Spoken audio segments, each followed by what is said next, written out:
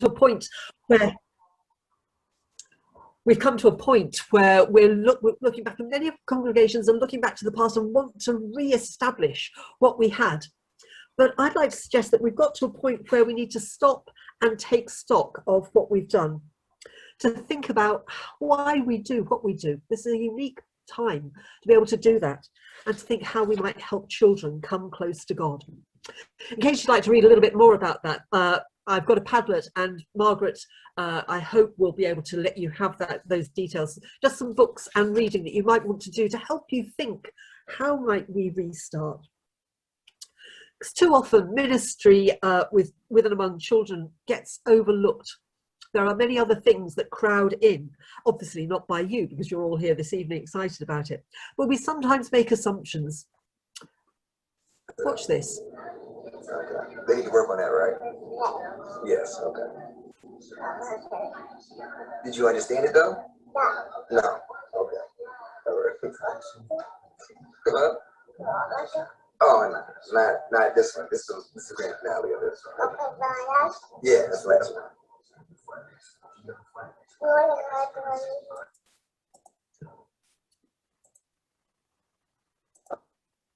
That's what I was wondering. I don't know what they're gonna do next season, because they did some stuff this time.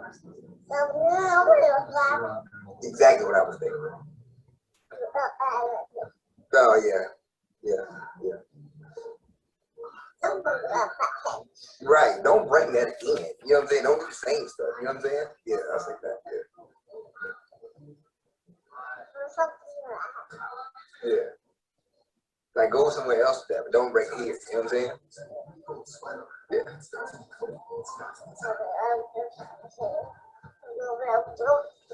what I said. It was like, you know what I'm saying? And I was like, what in the world? But don't do it here. You know what I'm saying? Yeah. Yeah. Really? I thought the same thing. We think a lot alike, huh? Oh, that's crazy. Right. Now, my guess is that little boy didn't know what his father was talking about. But what he did know was his father was interested in him.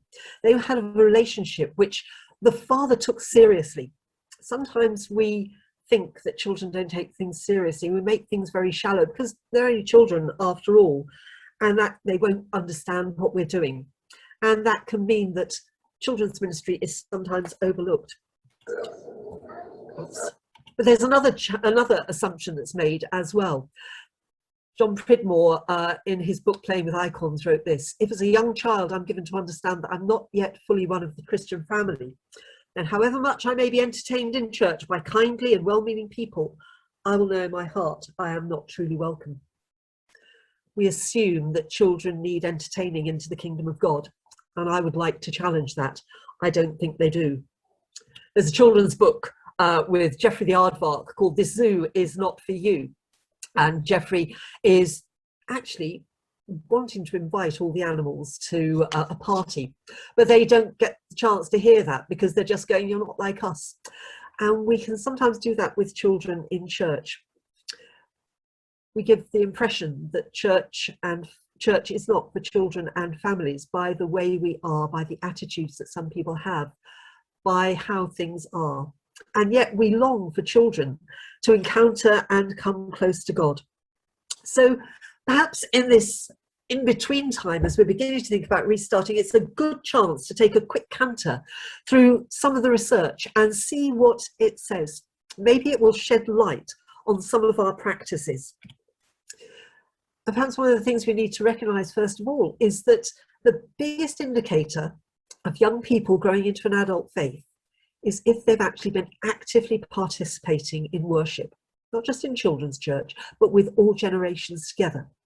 And if they have connections to other adults in the faith community. We can't think of children's ministry as a standalone thing. It is part of us as a community of God's people. And those connections need to be made. Adults and children worshipping together, building relationships with other adults, not just their parents and those who care for them, but with their other adults in the faith community. John Westerhoff, in his work, has emphasised this, he talks about the importance that if we are to have a Christian faith and learn how to live the Christian life, that has to be done in community. We need to be able to see people who model what it is to follow Jesus. It can't just be standing alone in the children's group or young person's group. And the research is also mirrored in the work that was done at the Fuller Institute in America. They have done a lot of work into what helps faith stick. And some of you may have come across the sticky faith research before. Scripture Union did a tour around it some time ago. And these are the four things, these are four things that came out. The importance of intergenerational relationships. The importance of having the generations together. And that tends not to happen if we are only ever with the children in their own group. The importance of the whole gospel, not just sharing lovely fluffy stories that teach a good moral lesson, but the challenges of the gospel as well, not dumbing it down for children. The importance of being partners with families, and I think that's come across to us during this time of pandemic, when we have realised that parents are important, and I would say godparents, grandparents, significant adults. We need to partner with them so that children are surrounded by people of faith and offering a safe place for doubt, for those questions. In their book, Growing Young, which was actually looking at more at adolescence, the same things were coming across. The possibility of faith growing is increased when young people are taken seriously, when there is an intergenerational community that surrounds and scaffolds them, when they're empowered and encouraged in leadership, and when we don't just say in the adverts for our clergy, we want somebody who will grow our church and bring in families, but we actually live that out. We don't make it rhetoric, we make it reality. Back in the late 90s, Dr. Rebecca Nye was doing her research into children's spirituality alongside David Hay, and since that time she has done a lot of work helping us to know and understand how children's spiritual lives grow. These are some of the things that she brought out in her book, Children's Spirituality, What It Is and Why It Matters. That spirituality is actually common and natural for all children. It's not something they attain at a certain age, but we are born, made in the image of God, and therefore it's not surprising that we have a spiritual part. But we won't always hear children using the same words and phrases that adults might do when we talk about our spiritual lives. We have to look for it in other ways.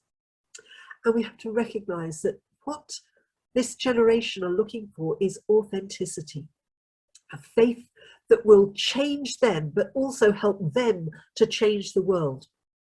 An authentic faith that can be lived out. And so Rebecca began to talk about how we might look at the way we pattern our children's ministry if we have groups with children or young people. She talks about the importance of space.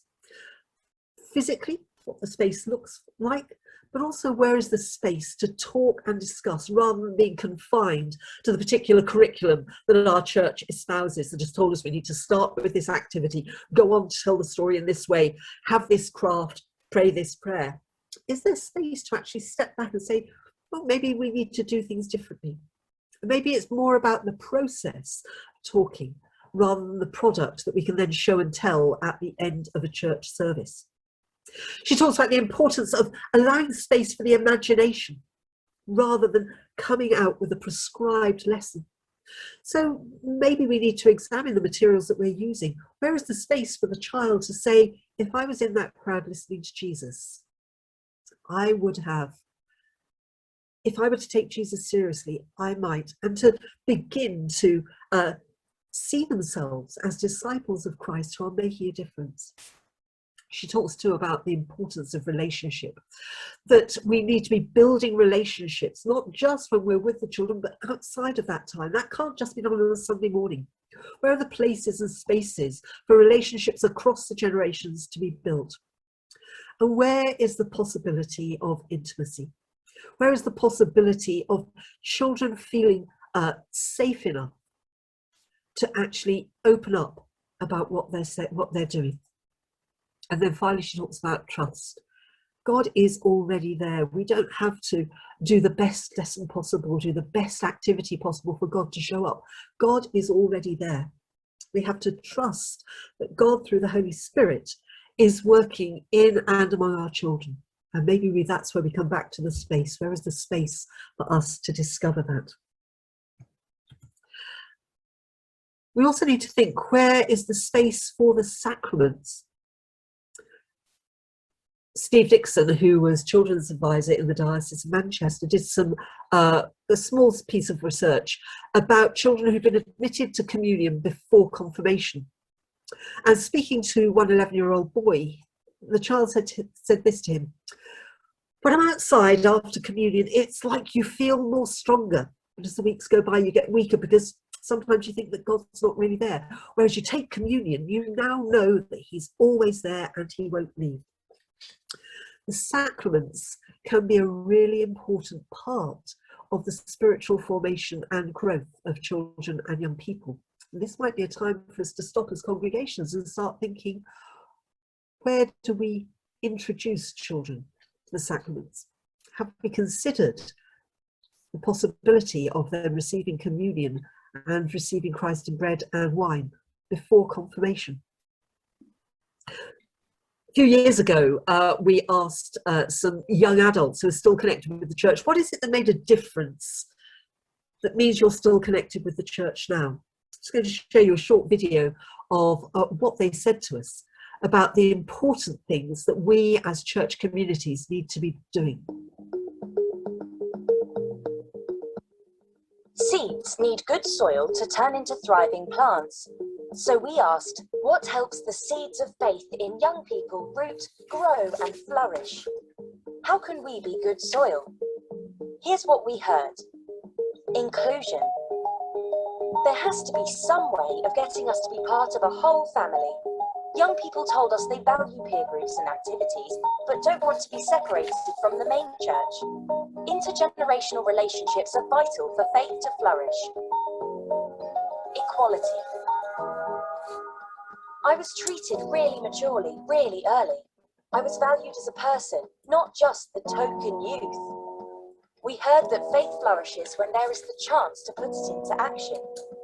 Young people want to be heard in decision-making, included in leadership and service, and help to make a difference in the church. Space. Adolescence brings plenty of upheaval and questions. Young people told us of the importance of safe space to voice questions, to be welcomed and accepted, and not to be judged. Young people need to know that they are not on their own. They need to know that there is a raft of love on which they can float until they reach a shore. Leadership. Just being hip and cool isn't effective. Young people want genuine, meaningful experiences and relationships. We heard of the importance of direction and positive role models, of youth leaders who build bridges and develop relationships with the wider church. But youth leaders need support and to be part of the church's vision and strategy. Improving the soil of the church doesn't take huge amounts of money or large congregations, but it does require work to clear the stones and thorns which stop the seeds of faith rooting. It needs congregations to work together to create good soil so that young people grow and flourish as active disciples of Jesus Christ in this and future generations.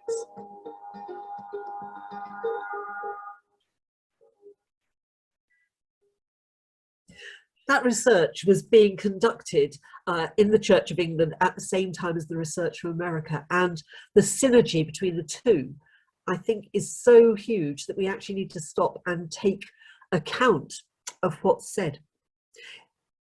We don't need to have lots of money and necessarily have employed youth and children's workers. We don't need a big congregation. Again and again in our research, we found young adults saying what made a difference were relationships, inclusion in the whole church community, being able to take part in leadership, and being listened to. All of those are doable. And it may well be that we've got a few stones and weeds in our congregations that we need to start thinking about how do we clear those so that we are a good place for children and young people to grow in faith.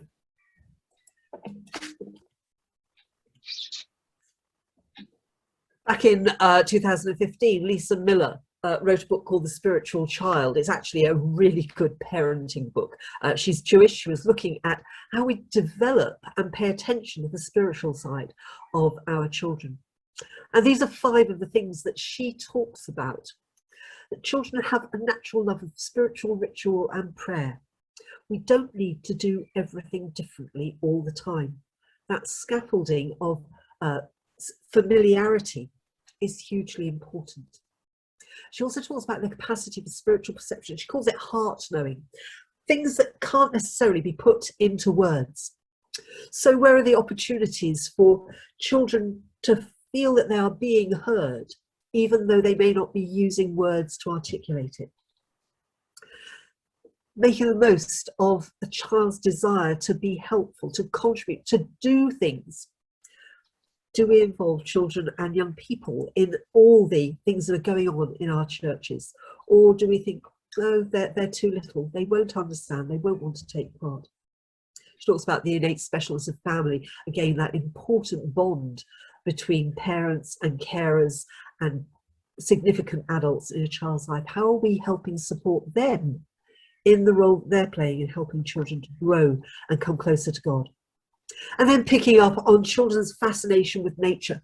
A lot of churches have experimented with things outside. In the first slide, people were putting in, we've had trails during the Advent and during Lent. How can we help that connection with nature? The last bit of research that I just want to skid around has just been published by Canterbury Christ Church University. They were doing some research, and this was the question they had: how do church primary schools facilitate opportunities for the exploration of children's faith and spiritual life in the home? On their website you can find all their findings, but I thought there were a few that were particularly important for us as churches to consider. The importance of active connections between church and school. If we have a church school or even a community school, how are we building relationships with the children and community of that place? And then they found that time and time again, and this research was conducted in 20 schools around the country, with conversations with teachers, governors, parents, and most importantly, children themselves.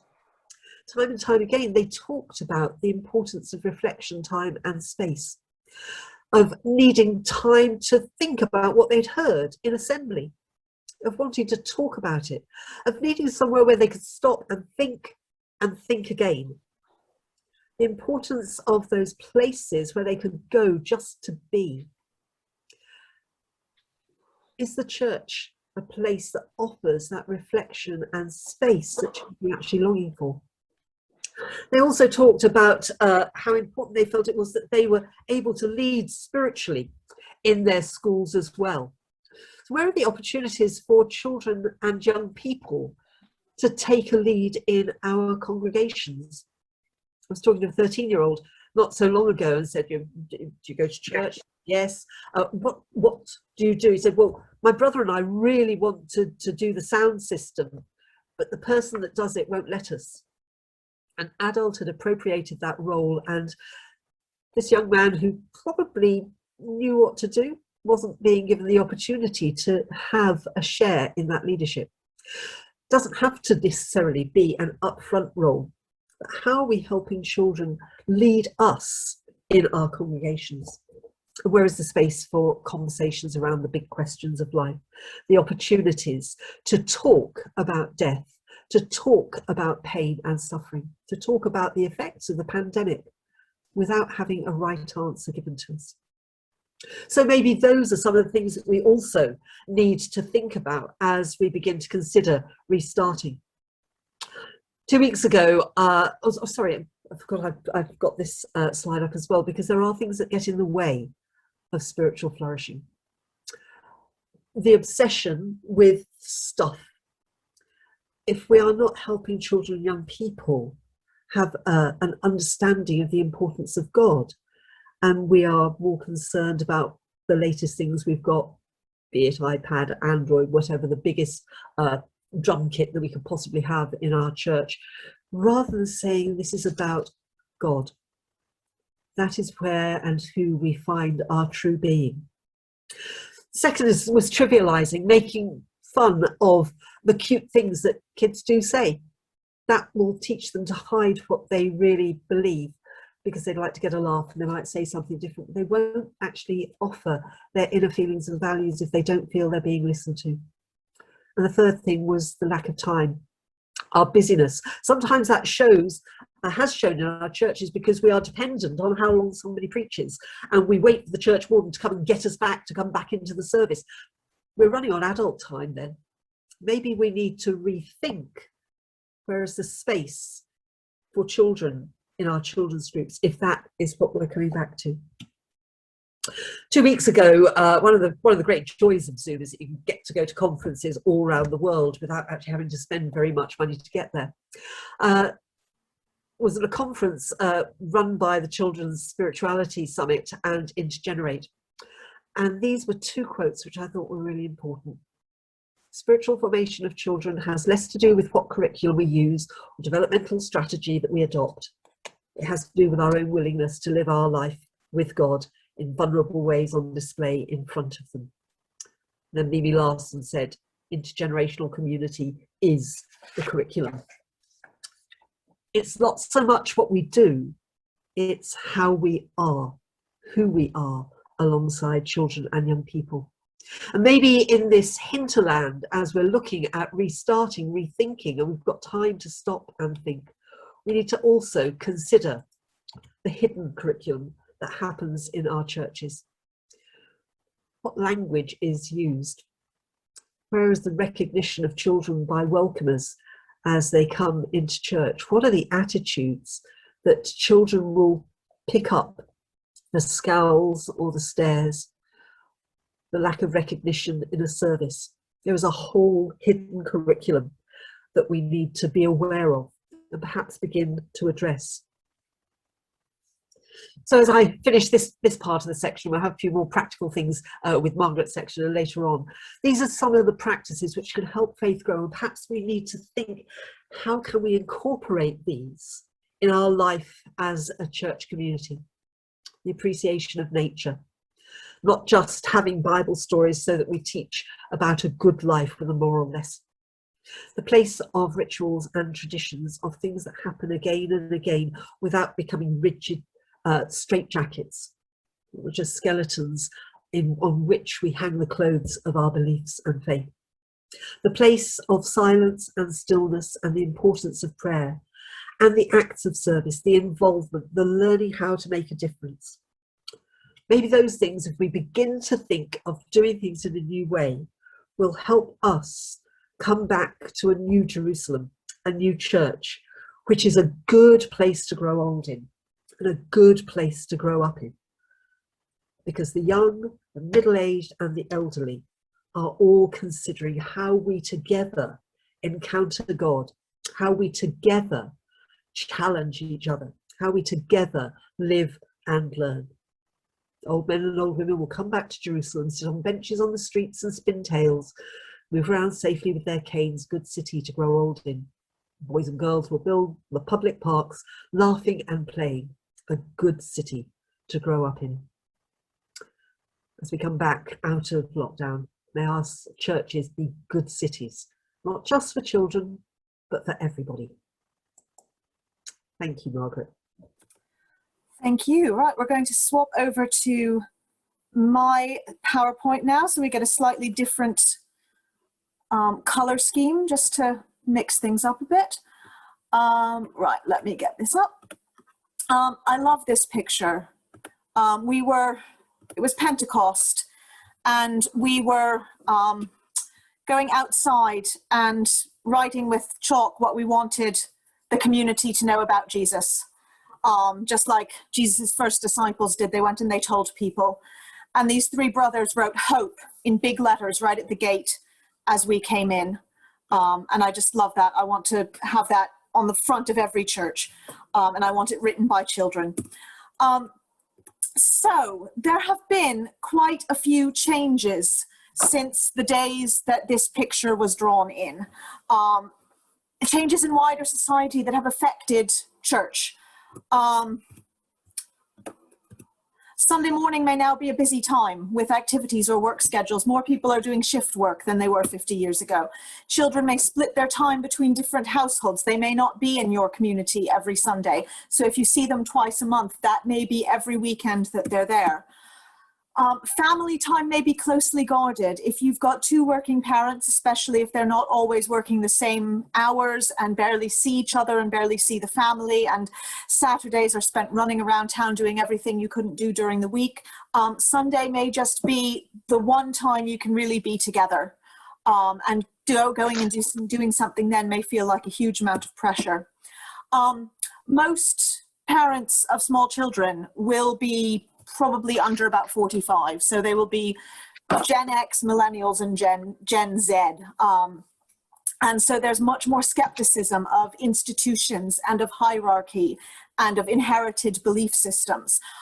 So there's a desire for a community where you can have those doubts, as Mary mentioned, where you won't be preached at, but at the same time, that sense of authenticity and confidence is important as well. Is my kind of family welcome? So there's much more diversity in types of families than we had 50 years ago. We have higher rates of remarriage, so we have blended families. We have much more awareness of additional needs than we did 50 years ago. So families recognize additional needs in their children or in the parents. Children may be carers, parents may be carers. There may be LGBTQ families. There may be multiple generations living together, more single parents. So there may be uncertainty of whether my type of family is welcome that might be keeping families away. And we're a couple generations away from church being something everyone did. Even if you didn't go that often, you knew what it was about and you knew what happened. And that's really not true anymore. It's a new, weird, scary thing for most people, sort of the 45 and under age range. So is it clear if you Google your church, sort of what happens and what's going to go on and what the expectations are? Is there a way of finding out without doing the scary thing of coming through the door what it's going to be like? And that's one thing where I think the pandemic has given us an opportunity, because we're now, many of us, used to streaming our worship. And so people can find out what it's like without having to come in, so they can be prepared. And so that's something I really encourage you to think about if you're going to keep some of that going afterwards. There's also the volunteer crisis that we keep hearing about. More women are getting paid for the skills that they used to be giving to their churches and communities for free. And because of that, we also have more people retirement age and older who have childcare responsibilities for grandchildren. And so those enormous groups of people with skills and talents and energy, now they don't have as much of that to give to the church as they did 50, 60 years ago. And so it's difficult to do things that require large numbers of volunteers. And so as Mary was saying, that might make us think, hang on a minute, can we do intergenerational church in a way that doesn't require 20 volunteers to do something different for the children? So I'm going to put a Menti link in the chat. So this is the same website that Mary had, but it's going to be a slightly different way of doing it. So I'm just going to put a link in the chat, and that should get you to a webpage where it says, what are some of the gifts that children can bring to your church? So if you click on that, and if you just add some of what you think the gifts children can bring are, and I will share that screen so we can all see that word cloud appear in real time.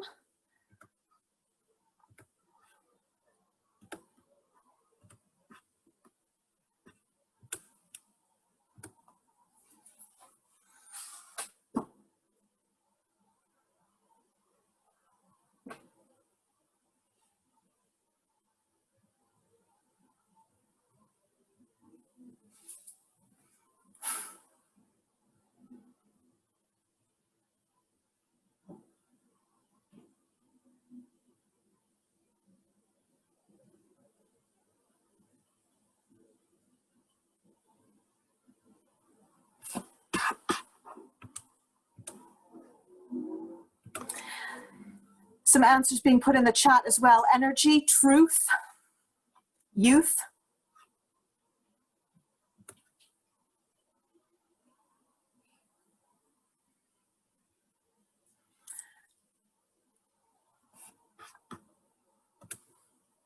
Fun, techie knowledge, directness, authenticity, different perspective. Honesty and energy are coming out as the biggest, which means most people are saying them.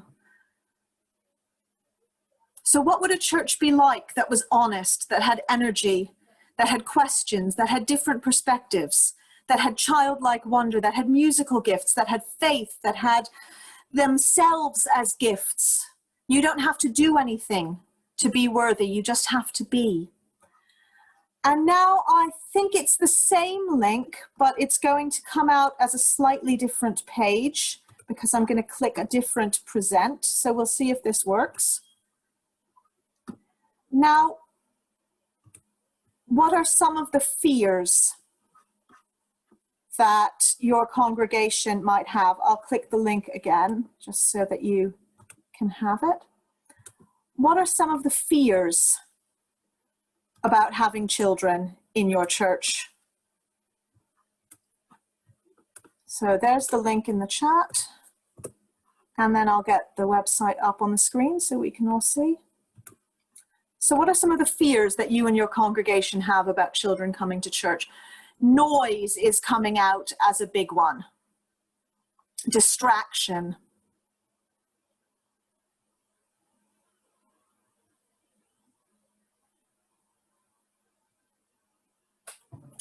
A fear of failing them. Fear that the content will be dumbed down. A fear that you'll need to change. Movement. A disconnect with what's happening in the service, that children might be bored, not knowing the rules.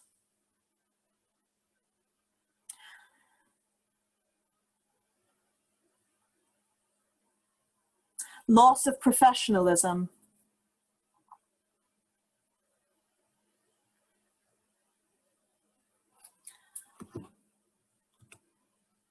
Now, I have this whole thing that some of you may have seen me present before about this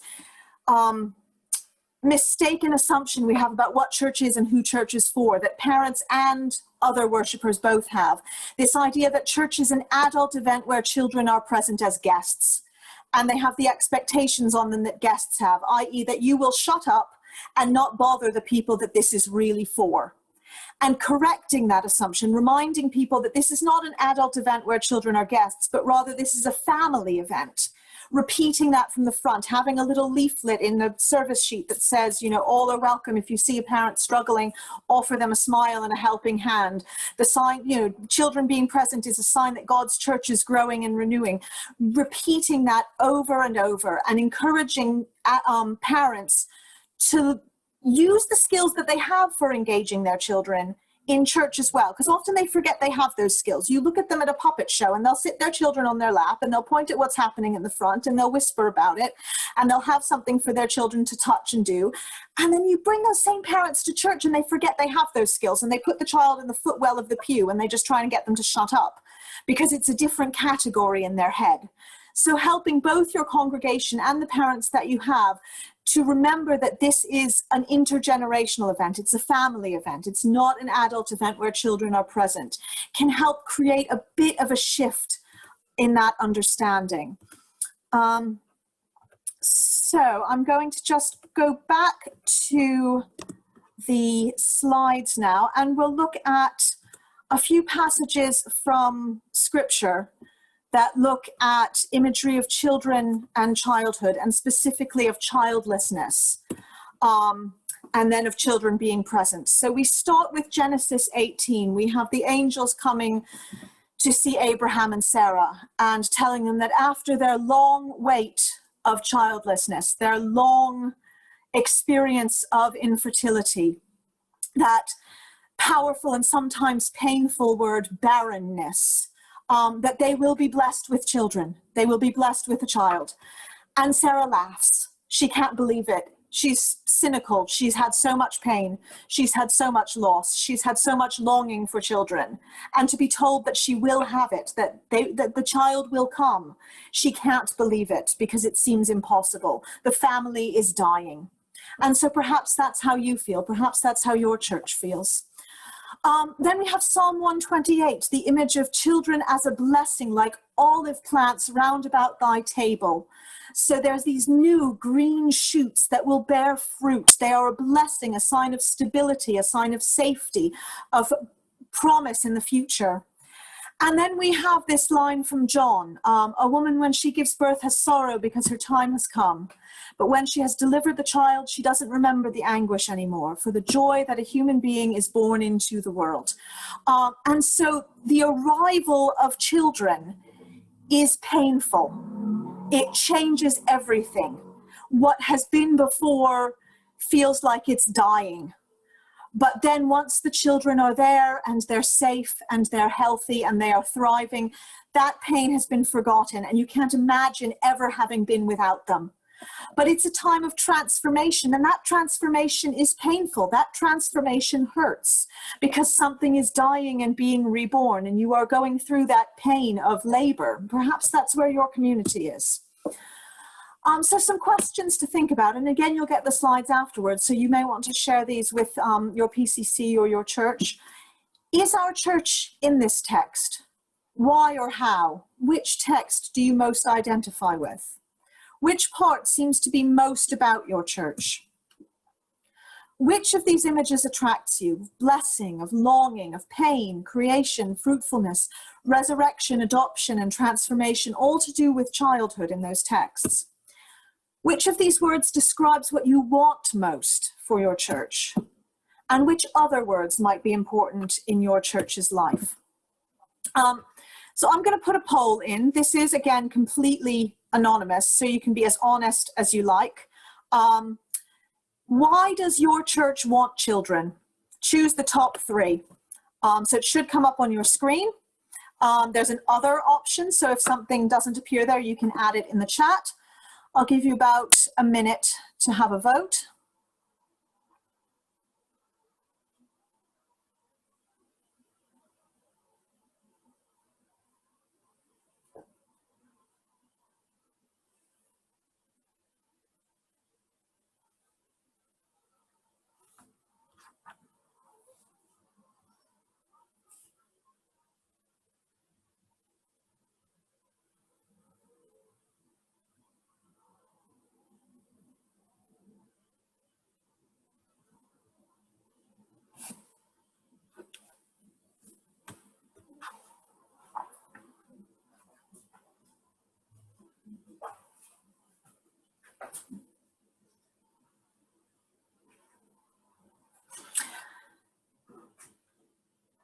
I find it very interesting that of the more difficult ones, relieving anxiety about the future of church and Christianity came top. Those of you who have been in the diocese for a couple of years at least remember Dean, our former diocesan youth officer. He brought Mark Iaconelli over a couple of years ago to give a talk, and was called From Anxiety to Love. And very often, if we make decisions through anxiety, we make quick, knee-jerk, bad, short-term decisions.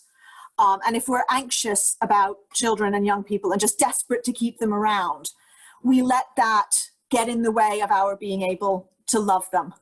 And so I love the title there, because I think that shows the journey many of our churches need to go on in order to do the other things that are mentioned there, to bring people closer to God, to reflect the diversity of God's people. We need to move from anxiety to love.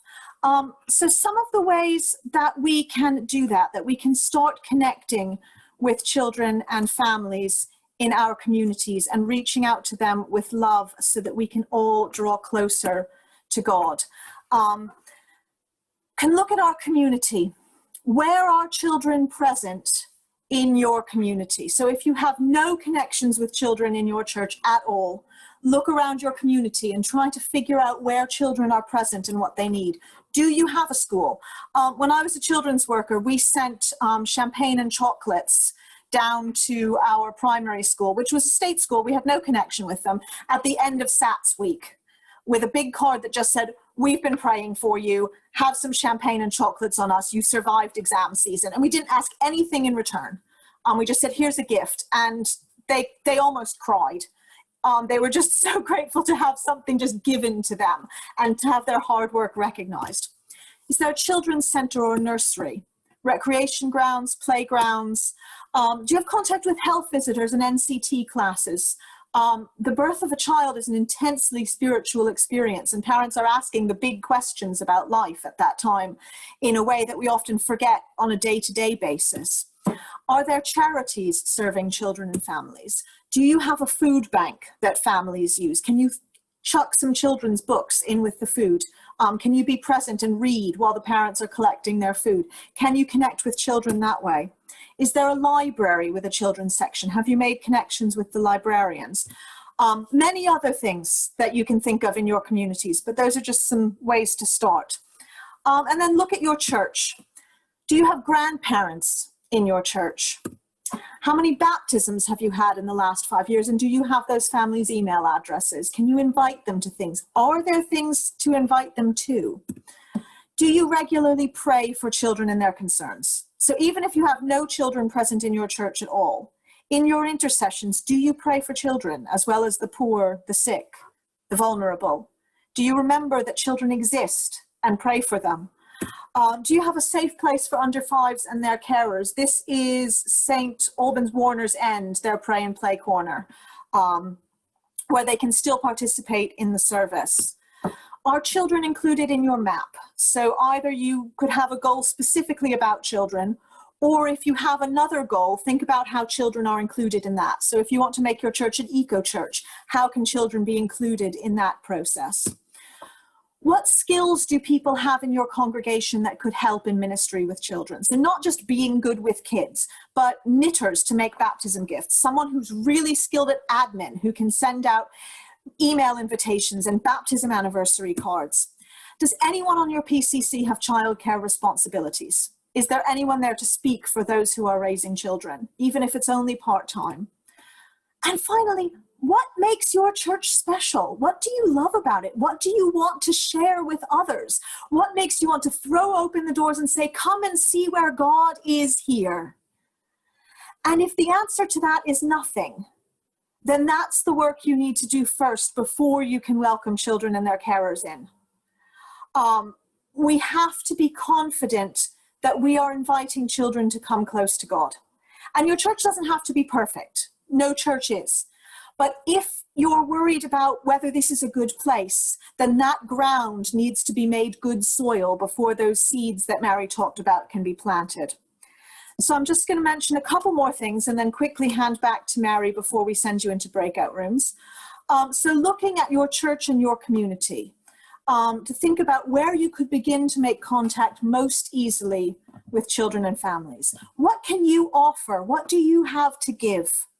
And what changes could be made fairly easily? So this picture here is our pancake party, which we opened to the whole community.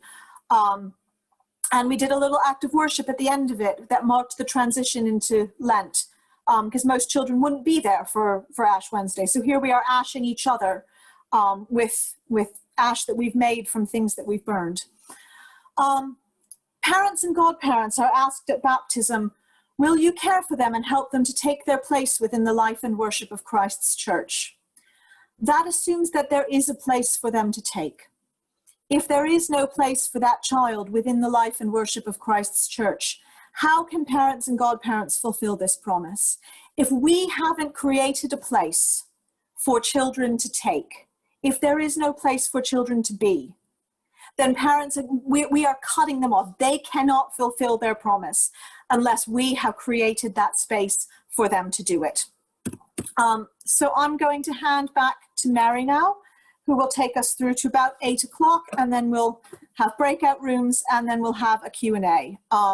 So we have done a lot of sort of big picture, theoretical thinking, and I imagine in the Q&A you'll want to get into a lot of the nitty-gritty of practical stuff as well. So don't be afraid to bring up something we haven't talked about. So I just wanted to share one of the things that we do in my church. I always feel our church ought to be amazing because I'm part of it, and because I'm human, it's not amazing. But we have got a vicar who's pretty amazing. I live in Teddington. And one of the things that we've been doing for the last 6 years is called our 9 o'clock service, which was aimed at families, but the PCC refused to call it a family service because they wanted anybody to be able to come to it. When we went into lockdown, because it was mainly families that were coming, I assumed that everybody would get out of the habit of coming. But it was the first service that we brought back, and we found that it's the one that people have come back to most of all. Let me show you a 2-minute video of what it looks like.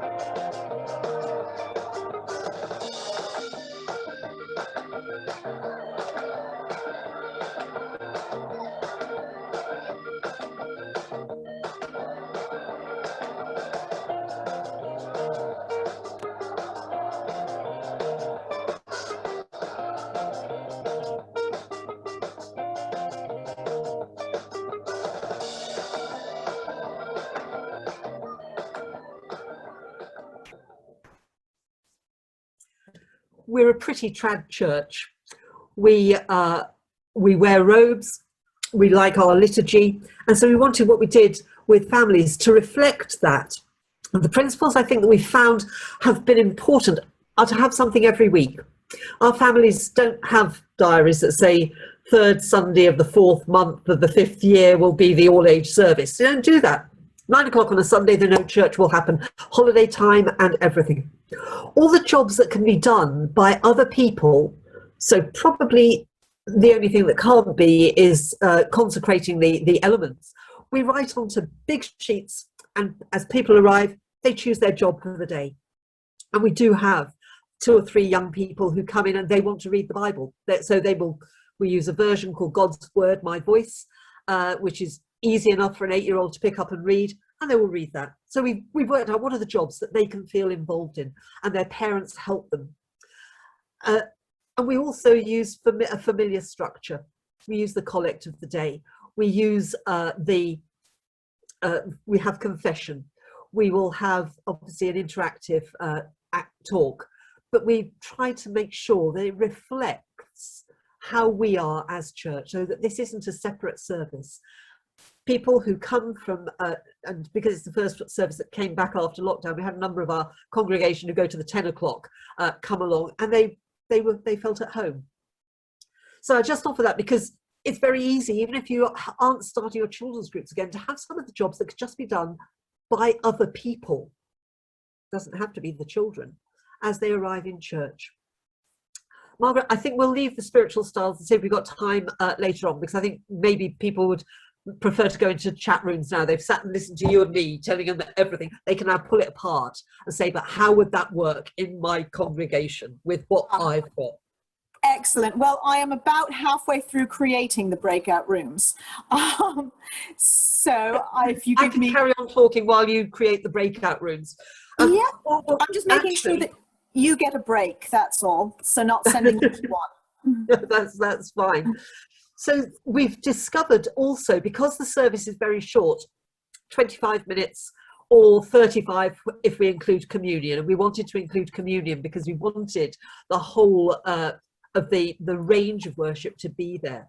We found that several of the older members of our congregation prefer it.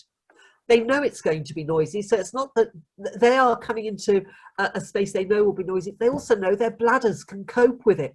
We don't have a toilet at our church. It's pretty old. It's Georgian with fixed pews, and the hall is across the road. It also means, because it's finished by 9:25, you can go out for the rest of the day. In Teddington, most of our sport starts at 9:30. So we have families that will arrive dressed, ready to go and play. Tends to be cricket and hockey and lacrosse in Teddington, but they're dressed right. They know they're going to get there on time. So it's got several elements that mean that children feel they belong. This is their service, but adults feel they belong too. It's not a perfect service, and I could tell you all sorts of things that aren't right with it.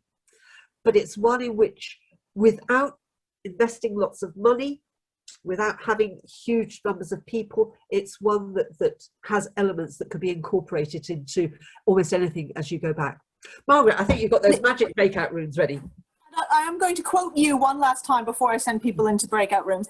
And it also works if there are no children there. So if you're one of those places where some weeks you might have 6 and some weeks you might have 0, it doesn't matter. You can still do a service like that. Because as Mary has said, if there have to be children there for it to work, it isn't all age worship. And so we've talked a bit about worship, but there are other ways of getting started with children. You think of toddler groups or messy church or baptism follow-up or whatever. So I'm going to chuck you into breakout rooms. Just 10 minutes, have a chat about what's been said. If you find yourselves at a loose end, just talk about if anything surprised you and if there's anything you disagreed with. And then we'll come back in 10 minutes for some questions and discussion. So you should be getting an invitation now.